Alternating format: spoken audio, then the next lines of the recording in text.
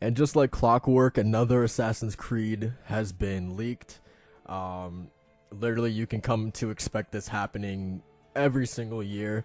My biggest question is, doesn't like you would think Ubisoft would learn from this after the 10th time that this has happened to them? Like, I don't know. I find it weird that this just keeps happening over and over and over again. And like, I don't know. Like, do they not have something to keep this from happening? Like, I'm not too sure. But nonetheless, I do want to give my little 2 cents about this new 8C game, coming from the perspective of a lapsed Assassin's Creed fan, because we have gotten some little tidbits about the game. So yeah, just wanted to give my quick little thoughts about it. So I do want to preface this entire video by saying that I am a lapsed Assassin's Creed fan. I did not play Origins just because Unity was the straw that broke the camel's back for me. Just in terms of the gameplay just being so repetitive at that point. I was there day one basically for every Assassin's Creed up to that point. But then it just came to a point where, yeah, the gameplay was just the same thing over and over and over again. That story in particular, I didn't care for. I didn't like Arno as a character as well. That he was one of the least intriguing assassins in the franchise. Obviously, Unity being unplayable at launch for me, and also the fact that the modern day just did not go anywhere for the longest period of time. I think it. For me, I think that drop in my interest in Assassin's Creed started probably with Assassin's Creed 3. Even then, I was still like the modern day at least was there in that game, and I at least found Connor to be somewhat interesting and things like that. But I don't know, man. I just feel like since Revelations, the series has never been the same for me. Black Flag was great in my opinion, but yeah, ever since Revelations, it just wasn't the same for me. But yeah, so just wanted to get that out there that I'm a lapsed Assassin's Creed fan. But I still keep my eye on this series. I don't know if there's just like a little part of me that hopes that they'll pick up the modern day and do something significant with that again. Like, I don't know, maybe that's what's keeping me around. Yeah, I don't know, but yeah. So like I said, I've never played Origins. I don't have the game. But yeah, I have a couple questions pertaining to Odyssey, and just like I said earlier, wanted to give my 2 thoughts about the game.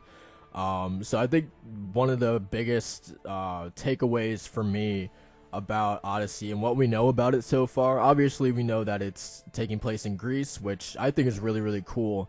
Yeah, I think it's a really interesting location. But alright, so the fact that this game, yes, it is a true sequel to Origins, but Bayek and Anya, they are apparently in the game, but there are two. They might not be the main protagonists, or there's apparently like 2 other protagonists. So I don't know if there's gonna be like a total of 4 protagonists, in total, or are Bayek and Anya just going to be like side characters this time around, and they won't actually be characters that you can control. That would be interesting, because like one of my biggest complaints with the big noticeable differences between the Ezio games and then future games was, or I guess just the advantage that the Ezio games had was you had multiple games to spend on Ezio, and that it was noticeable, when Assassin's Creed 3, you only have that one game to spend with Connor, or Assassin's Creed 4, you only have that one game to spend with Edward. And so I really was at least hoping for, people who had played Origins, or I was hoping that Ubisoft would learn a lesson that, can we like stay with like people from what I've seen, people like Bayek as a character, so like why not try to make that a trilogy with him, expand upon his story and, have 3 games with him, multiple games with him. Because like I said earlier, I feel like that was one of the biggest problems with the games after Ezio, was only spending one game with a protagonist. I felt was a big detriment.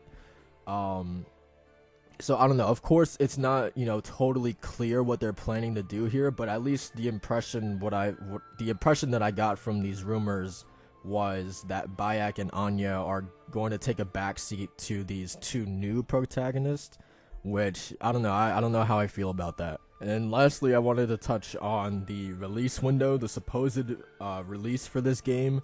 There's the big rumor is I think like fiscal year 2019 for Ubisoft. But there were some people saying that it could possibly launch this fall, which I would be baffled if Ubisoft actually released this AC game this holiday season.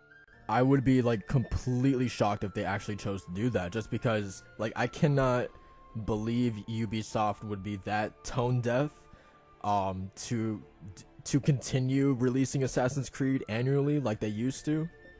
Just because I feel like consensus from what I've been able to gather from fans and forums and things like that was that Assassin's Creed taking that year off was nothing but beneficial for the franchise to try to breathe some new life in it. Of course, it doesn't work with everyone, like obviously me, and a lot of hardcore fans I think were still even casual fans were still kind of feeling that AC fatigue.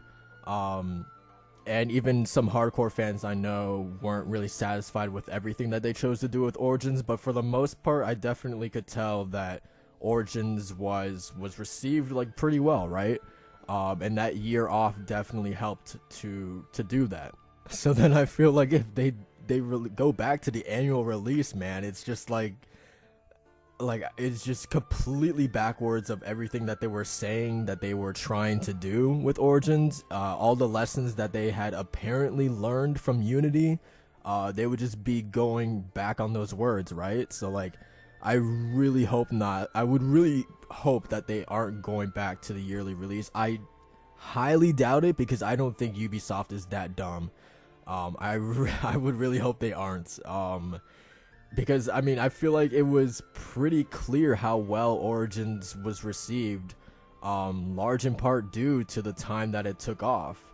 If you have people like, if Assassin's Creed is out of people's minds for a while and people actually, miss the franchise, then I feel like that hype and anticipation for the next game grows even larger. But for the most part, like Origins came out, a couple months ago, and it's still sort of in people's minds maybe.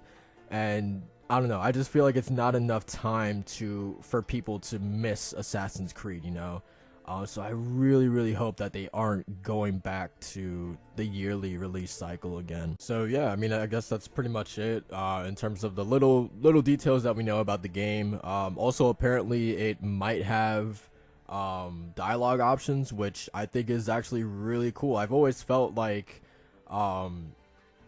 I don't know, I always felt like that was something that Assassin's Creed could try out or could do. So I don't know, that actually does make me pretty excited that it has dialogue options. I've always been into that. But I guess I mean, I feel like I'm a broken record when I say this, because like I keep hoping for this every single Assassin's Creed iteration until I gave up on the franchise. Please, for this next game, just have modern day be, a bigger part of the game, because even with Origins, from what I saw, or just from the hardcore fans that I've watched, like Lasers and Dynamite and Loomer, even they were disappointed, like yet again, with modern day, right? So again, maybe this is the game that could bring back modern day with a bang, hopefully. But you never know, man. It just feels like modern day is just something that they're just not interested in tackling or handling like they used to in the Ezio games, or AC3 at least. But yeah, man, that's pretty much it. I'll definitely keep my eye on it. Digging the logo as well, looks pretty cool. But yeah, that's pretty much it, guys, and I'll see you guys in the next video. Peace.